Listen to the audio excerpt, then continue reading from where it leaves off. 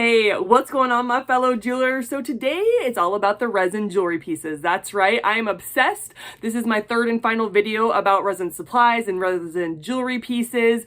And so NBeads contacted me and said, hey, we'll give you free product if you do some jewelry videos. And so guess what? I picked some resin, I picked some molds, I picked some foil. You can check that out in my unboxing video. And so today I'm using this mold that I got from NBeads. Oh my goodness, look at it. I love the teardrops. Oh my goodness, look at these teardrops. These are probably my favorite, these little like long rectangular ones. And then you kind of have, not triangle, but I don't know the name of this exact shape. And then I call these my gems, my jewels and stuff. And so we're making tiny little cute resin earrings. Look at these things, they're gonna be so cute.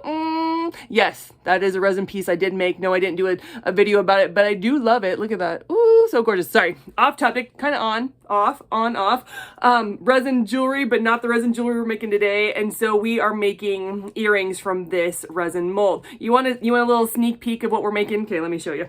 I'm so excited. I'm so excited. Oh, look how these turned out. These are so cute. Oh, they're so pretty. I used like a bronze mica for them and they turned out fabulous. So I'm so excited to show you how to do it. Thank you, NBeads, for sending me $35 worth of product, including shipping, which is really darn good. You gotta check out my unboxing video. I got tons of stuff. Before we get started, make sure you subscribe to my channel and click that bell to get notifications because I'm all about the how-tos of jewelry making. So you and me, let's get started. All right. So to get started, you're going to need to mix your resin. I have already mixed my resin. I've mixed equal parts of A and B. I have it right here. I've already mixed these beauties up.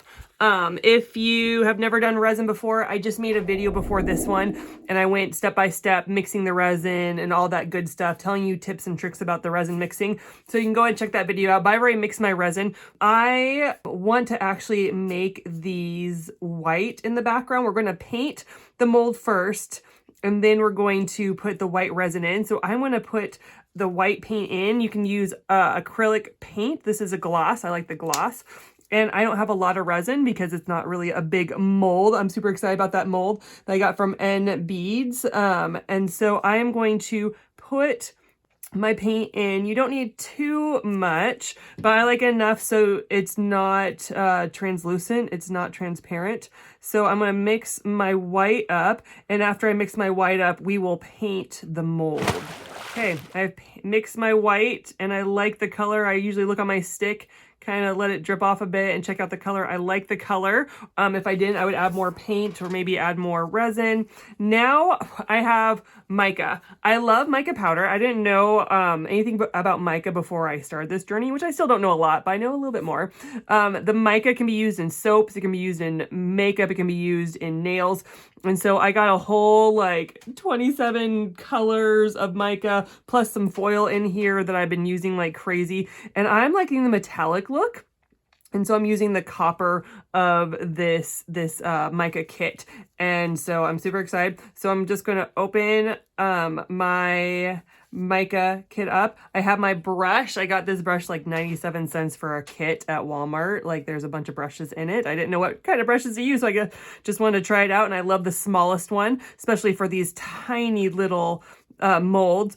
And you're just going to paint the mold because when you paint it with the mica, and you put the resin on it, the resin sticks and the mica comes off the mold. And so let me just show you. I'm really excited. I'm going to do all of these. There's like this gem one. There's like almost like a triangle one. There's a teardrop one. And then there is this really long rectangular one. I am going to just paint the whole thing. Now, when you are putting the mica on, you need to get the sides as well. You need to get all the sides because it will show up on your jewelry piece. And so you get all the sides, making sure it's all covered. If you want to do two colors, that is totally fine. I tried a black and a copper, this color. I didn't really like the combination, but you have to make sure that every inch of the mold inside is colored from the sides to the front. It all needs to be colored. And so you just do that. I'm going to do it with the next one. Pretty simple. What I want to do next is I want to paint half the teardrop. And so I'm going to paint the sides. I'm going to I'm going to kind of shake it off. Ooh, I got a little off. I'm going to paint the sides, paint and I'm gonna go half. I'm gonna go half, okay? Going half. And I'm gonna go maybe that far, maybe a little bit further. And then I'm gonna do that to the other one. Oops, I didn't get all my sides. I wanna make sure you get all your sides because it will show up and it'll look not as professional, not as polished if you don't paint all the sides. And so I'm gonna do that with the same one up here. I just painted all the sides. I'm gonna paint this one just a little bit more. And I'm gonna look at it, pick it up, and just look around. Oh, nope, I see a little bit that needs to be done. See a little bit that needs to be done right here, okay? And then what I'm gonna do is, I'm gonna add a little bit extra mica right here. I'm gonna add, do you see the little blotches right here? I'm gonna add a little extra mica down here, maybe get a little bit more. Not too much, don't go too cuckoo crazy. Oh, I went a little crazy. Get a little mica down there, right? It's a little bit much. We'll try to get a little bit out, okay? And then the coolest part is you blow. I know it's COVID and all that stuff and you don't use your breath, but it's so cool effect. You gotta blow on it, ready?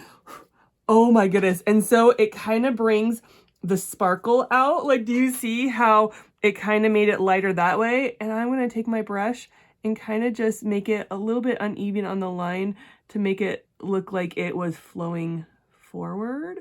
So I don't like a straight line. I like a little jagged line. I'm gonna take my paintbrush. I'm gonna make a little bit of jagged line. Oh my goodness. And so I like it because it kind of just makes it almost ombre. I'm so obsessed with ombre these days. And so I'm gonna show you again on this side. So I am going to paint the bottom. I'm gonna paint my bottom with my, I have a little bit too much. Paint my bottom, make sure I paint my edges. I need to do the excess off. Ooh, so much excess. I don't like that much excess. I'm gonna do that same thing over here. And usually you don't want that much excess when you're just painting it because you don't want to have, because it kind of messes with the resin when you put it in. But if you blow it, it makes a really pretty effect. And I think I'm gonna blow these ones and I won't blow that one. And so it's just kind of fun. It's kind of fun to mess around and to see what you come up with.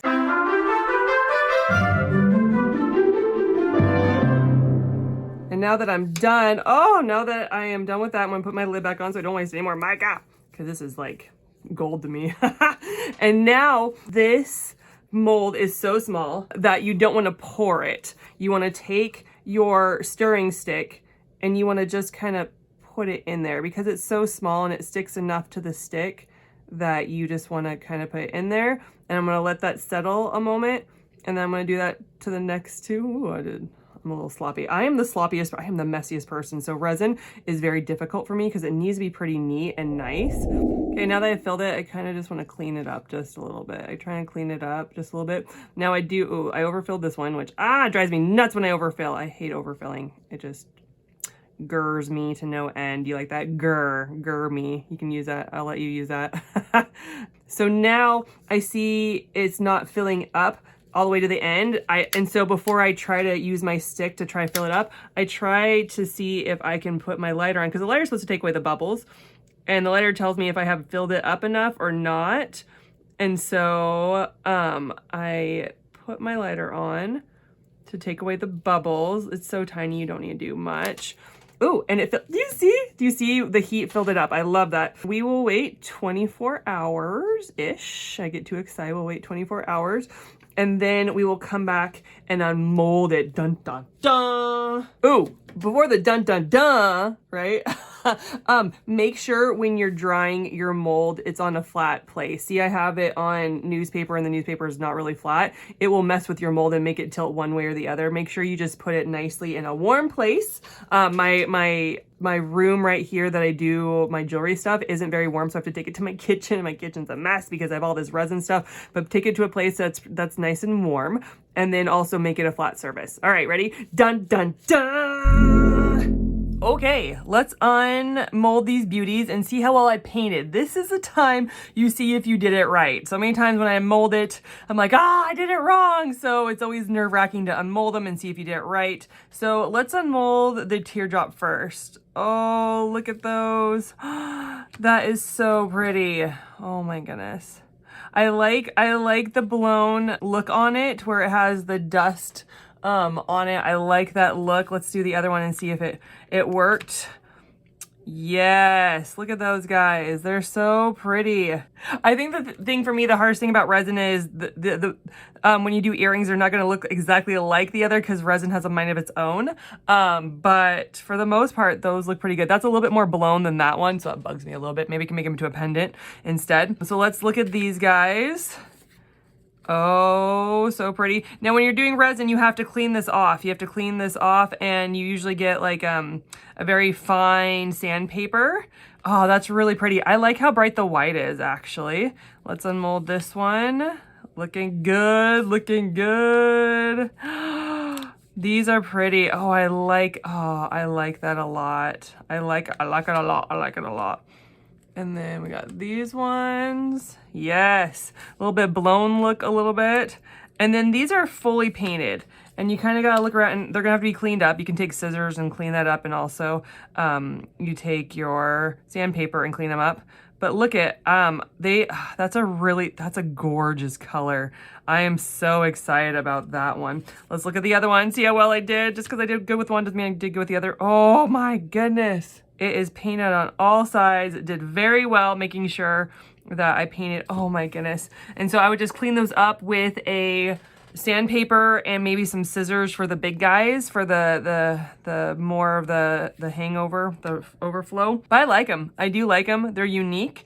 And it's a very great, fun technique. Super easy. You just paint, put your pour in, and you're good. And so then with this, just clean up, I always take my packing tape and I wrap it around my hand with the sticky part out, and I clean this off and stuff. So that's how you could do that. But anyway, super simple, super cute. And oh my gosh, I think these are my favorite out of all these guys. Oh, and I don't know, which one is your favorite? Comment below. Do you like the gem ones? Do you like the kind of like the triangle ones? Do you like the long rectangular ones, or do you like the teardrop ones? Oh my goodness, I just think they're gorgeous. Oh my goodness, these are so itty bitty and cute. Look how cute they are, and I love that color. It just shines, it just glitters. I also love, I'm going to show you, my other favorite ones that came out were these guys. I'm surprised. I like the white and the bronze. I just like the definition on those. I think these are so cute, and they're so itty bitty. Look at my face, itty bitty. Anyway. Anyway, I do love the product. I think it's amazing how you can paint mica on the mold and then put the resin on and it comes out amazingly. I just think that's crazy and fabulous, and I'm loving the whole resin life. I'm all about that resin life. Anyway, that's all I got for you guys today. Make sure if you want to see my creations, and I also share a little bit about my life and my family on my Instagram, Facebook, and Pinterest. Instagram, I share my family and a little bit of my creation. Facebook, I'm constantly sharing my creation as well as my videos and stuff. So go ahead and check those beauties out. Thank you, NBeads, for sponsoring these last 3 videos. I loved all the product I got for you. I love the foil. I love the molds. I loved all of it. So before I go, you know I love praying for my viewers. You know I love praying for you. And so I felt like the Lord wanted me to share a verse and then pray for you. And so in Psalms 139, you made all the delicate inner parts of my body. And the writer is talking about, God, you made me. You totally made me and knit me together in my mother's womb.